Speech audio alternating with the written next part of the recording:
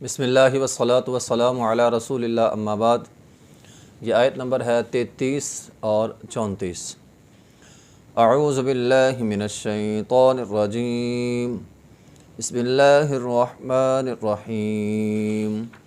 قال یا آدم انبئهم بأسمائهم فلما انبأهم بأسمائهم قال ألم أقل لكم إني أعلم غيب السماوات والأرض وأعلم ما تبدون وما كنتم تكتمون وإذ قلنا للملائكة اسجدوا لآدم فسجدوا إلا إبليس أبى واستكبر وكان من الكافرين۔ قال يا آدم، کہا اللہ رب العزت نے، یا آدم، اے آدم، انبئہم، ان کو نام بتلا دیجیے، انبئہم باسمائی، تم ان کو ان چیزوں کے نام بتلا دے۔ فلما انبأہم باسمائہم، تو جب اس نے انہیں ان کے نام بتلا دیے، فرشتوں کو نام بتلا دیے، قال الم اقل لکم، تو فرمایا کیا میں نے تمہیں نہیں کہا تھا، انی اعلم غیب السماوات والارض، کہ بے شک میں زیادہ جانتا ہوں غیب کو آسمانوں اور زمینوں کے، آسمان اور زمینوں کی پوشیدہ چیزوں کو میں زیادہ جانتا ہوں۔ وَأَعْلَمُ، اور میں زیادہ جانتا ہوں، مَا تُبْدُونَ، جو تم چھپاتے ہو، وَمَا كُنْتُمْ تَكْتُمُونَ، اور جو تم مَا تُبْدُونَ، جو تم ظاہر کرتے ہو، وَمَا كُنْتُمْ تَكْتُمُونَ، اور جو تم چھپاتے ہو۔ وَإِذْ قُلْنَا لِلْمَلَائِكَةِ اسْجُدُوا، اور جب ہم نے کہا فرشتوں کے لیے اسجدوا، سجدہ کرو، لآدم، آدم کو، فسجدوا الا ابلیس، تو سجدہ کیا فرشتوں نے، الا ابلیس، سوائے ابلیس کے، ابا، اس نے انکار کیا، واستکبر، اور تکبر کیا، وکان من الکافرین، اور تھا وہ کافروں میں سے، تو ابلیس کافروں میں سے تھا۔ تو یہاں پچھلی آیت میں ہم نے پڑھا کہ اللہ تعالیٰ نے آدم علیہ السلام کو روحیں ان کے سامنے لا کے نام بتلا دیے، فرشتوں سے کہا نام بتلاؤ، تو انہوں نے کہا ہم نہیں جانتے۔ تو یہاں سے اللہ تعالیٰ نے پھر آگے آدم علیہ السلام کو کہا، قال یا آدم انبئہم باسماء، اے آدم تم ان کے نام بتلاؤ۔ تو آدم علیہ السلام نے ان چیزوں کے نام بتلا دیے۔ فلما انبأہم باسمائہم قال الم اقل لکم انی اعلم، تو اللہ تعالیٰ نے فرمایا کیا میں نے تمہیں نہیں کہا تھا، میں زیادہ جانتا ہوں غیب آسمانوں اور زمینوں کی پوشیدہ چیزوں کو میں زیادہ جانتا ہوں، اور وَأَعْلَمُ مَا تُبْدُونَ وَمَا كُنْتُمْ تَكْتُمُونَ، اور میں زیادہ جانتا ہوں جو تم ظاہر کرتے ہو اور جو تم چھپاتے ہو۔ تو یہاں بھی بالکل واضح پیغام ہے کہ آدم علیہ السلام کو جو فرشتوں پہ فضیلت حاصل ہوئی تھی وہ اسی علم کی بنا پر تھی، ٹھیک ہے۔ تو فرشتوں کا علم محدود تھا، اللہ نے جو انہیں محدود علم دیا ہے وہ اسی کے مطابق بات کرتے ہیں۔ آدم علیہ السلام کو یعنی انسانوں کو اللہ تعالیٰ نے علم جو ہے وہ زیادہ دیا ہوا ہے، اور اسی بنا پر ابن آدم اور آدم دونوں کی، آدم اور ابن آدم دونوں کی فضیلت جو ہے وہ زیادہ ہے۔ تو انسانیت جو ہے اس کی فضیلت فرشتوں پہ زیادہ ہے، بشرط یہ کہ انسان علم حاصل کرے۔ جو علم حاصل کرنے والا ہے اس کی فضیلت فرشتوں سے زیادہ ہے، لیکن جو علم حاصل نہیں کرتا اس کی، وہ تو فرشتے تو کیا جانوروں سے بدتر ہے، اولئک کالانعام بل ہم اضل، وہ انسان جو ہے وہ جانوروں سے بدتر ہے۔ تو بہرحال یہاں پہ ایک اور بات ہے، انی اعلم غیب السماوات والارض، آسمانوں اور زمینوں کا غیب اللہ جانتا ہے۔ امی عائشہ رضی اللہ تعالیٰ فرماتی ہیں جو تم میں سے آدمی یہ کہے کہ نبی علیہ السلام غیب جانتے تھے تو وہ انسان سب سے بڑا جھوٹا ہے، ٹھیک ہے۔ تو نبی علیہ السلام کے علاوہ اللہ تعالیٰ کی ذات کے علاوہ کوئی بھی غیب نہیں جانتا، یہ بخاری کی حدیث ہے۔ وَأَعْلَمُ مَا تُبْدُونَ وَمَا كُنْتُمْ تَكْتُمُونَ، اللہ تو سینوں کے رازوں کو بھی جانتا ہے، ٹھیک ہے۔ جو انسان چھپاتا ہے نا دل کے اندر راز، تو اللہ ان رازوں کو بھی جانتا ہے۔ وَإِذْ قُلْنَا لِلْمَلَائِكَةِ اسْجُدُوا لِآدَمَ فَسَجَدُوا إِلَّا إِبْلِيسَ، تو آدم علیہ السلام کی ایک فضیلت ہم نے پڑھی علم کی وجہ سے، یہاں دوسری فضیلت ہے، دوسرا شرف ان کا وہ یہ تھا کہ فرشتوں کو حکم ہوا کہ آدم علیہ السلام کو سجدہ کرو۔ یہ سجدہ تعظیمی تھا، ہم سے پہلی امتوں کے لیے جائز تھا لیکن ہمارے لیے جو ہے وہ جائز نہیں ہے۔ یوسف علیہ السلام کے نے خواب دیکھا تھا کہ ان کو ستارے اور چاند سورج سجدہ کر رہے ہیں، تو اس خواب کی تعبیر کیا تھی کہ ان کے بھائیوں نے اور والدین نے کیا کیا تھا، سجدہ کیا تھا۔ جب انہوں نے کہا تھا اذ قال یوسف لابیہ یا ابت انی رأیت احد عشر کوکبا والشمس والقمر رأیتهم لی ساجدین، تو خواب دیکھا 11 ستارے تھے اور باپ ماں دونوں نے مل کر جو ہے وہ سجدہ کیا، لیکن ہماری اس امت پہ سجدہ حرام ہے۔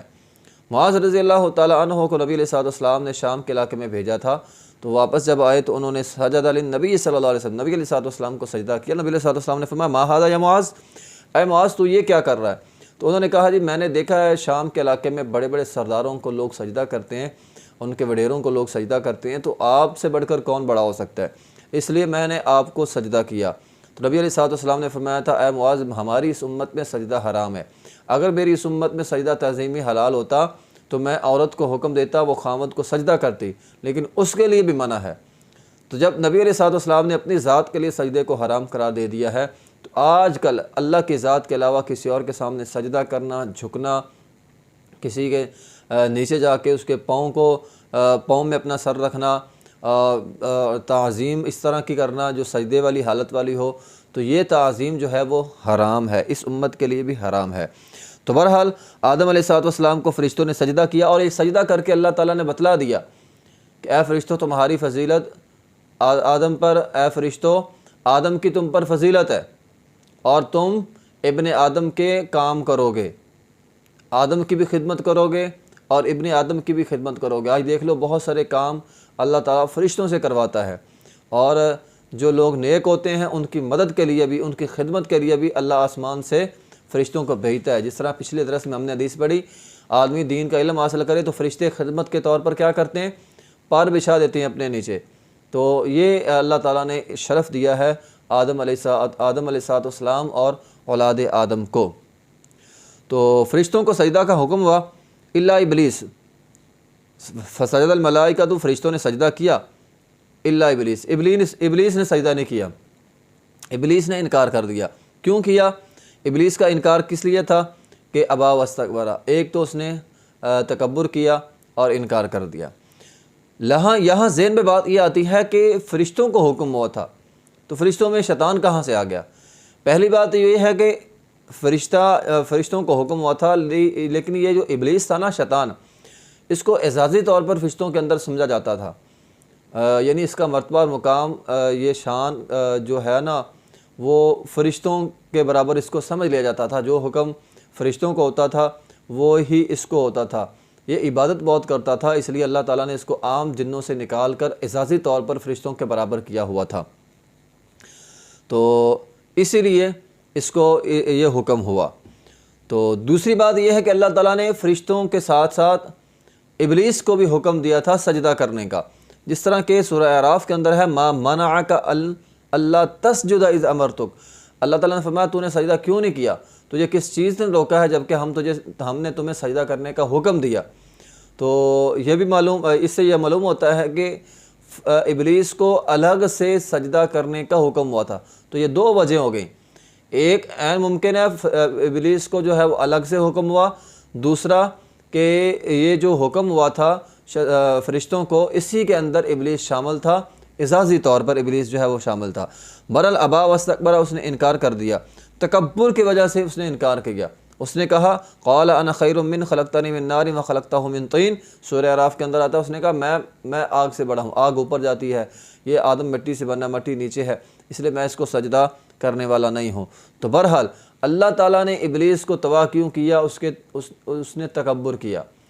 تکبر کرنے والے کو اللہ تعالیٰ تباہ کرتا ہے۔ نبی علیہ السلام کی حدیث ہے، اللہ تعالیٰ فرماتے ہیں تکبر میری چادر ہے، اور جس نے تکبر کیا گویا اس نے میری چادر کو کھینچا، اور جو میری چادر کو کھینچے گا فرمایا میں اس کو تباہ و برباد کر دوں گا۔ لا يدخل الجنۃ احد فی قلبہ مثقال حبۃ من خردل من کبریاء، صحیح مسلم کی حدیث ہے کہ اللہ تعالیٰ اس انسان کو جہنم کے اندر پھینکے گا جس کے دل میں رائی کے دانے کے برابر تکبر ہوگا، تو وہ جنت میں نہیں جا سکتا۔ لا يدخل الجنہ، وہ جہنم کے اندر جائے گا، اللہ تعالیٰ اس کو پکڑ کے جہنم کے اندر پھینکے گے۔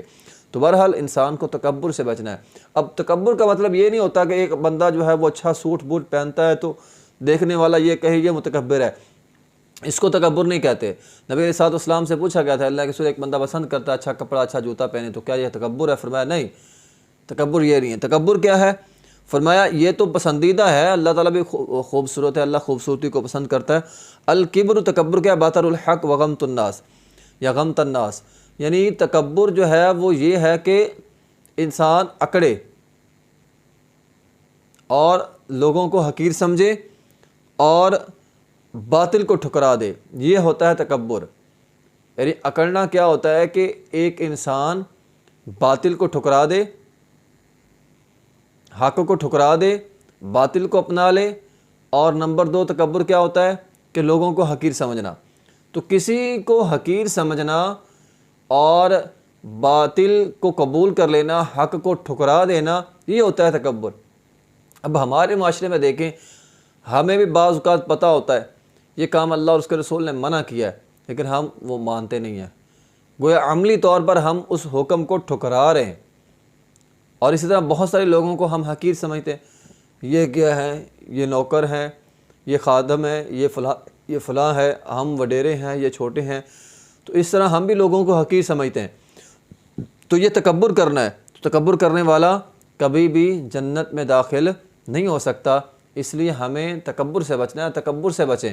تکبر جو ہے وہ اللہ کی چادر ہے، اور اللہ اپنی چادر کھینچنے والے کو کبھی بھی معاف نہیں کرتا۔ وآخر دعوانا الحمدللہ۔